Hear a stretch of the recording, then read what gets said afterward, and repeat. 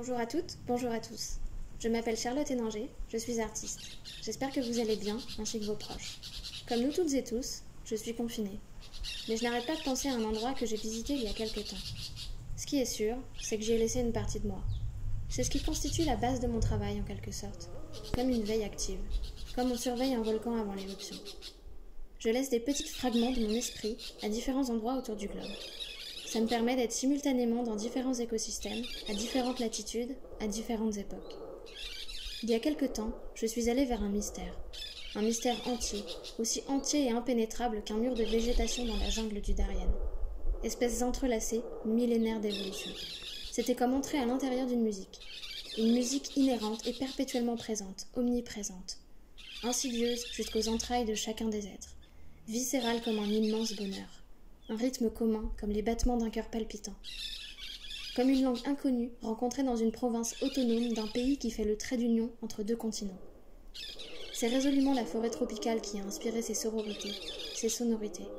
C'est comme une plongée à travers un temps ancien et immuable qui évolue sur un rythme cosmique, un rythme puissant et profond.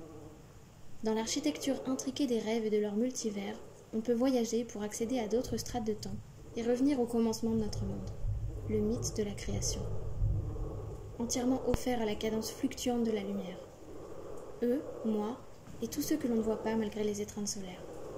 Leur lumière, il fallait se lever avec elle, danser avec elle, se coucher avec elle. Lumière oraculaire.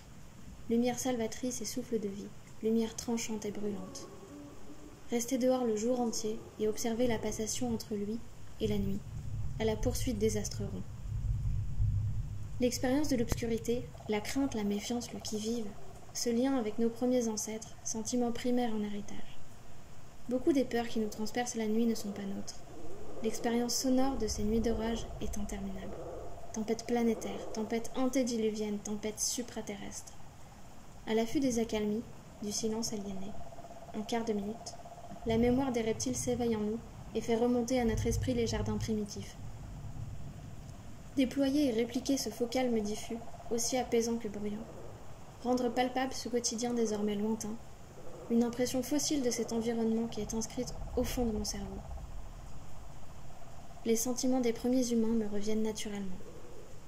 Dans des langages interespèces et pourtant si intelligibles, hérédité de sentiments qui ne m'appartiennent qu'à moitié, à la fin de la lignée.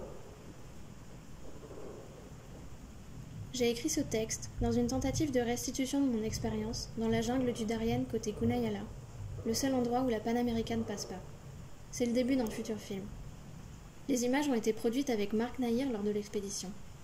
Les sons que vous avez entendus, je les ai enregistrés dans la jungle. Ce sont des conversations entre des perroquets, la pluie, le tonnerre. Un grand merci à Artaïs pour cette invitation et pour cette initiative. J'espère que vous avez apprécié ce voyage. Pour le poursuivre, vous pouvez me retrouver aux côtés de Camille Pardin dans l'épisode numéro 3 de son podcast Présente, et aussi sur Instagram et sur mon site internet. Prenez soin de vous, et à très bientôt j'espère à l'atelier pour poursuivre ces conversations.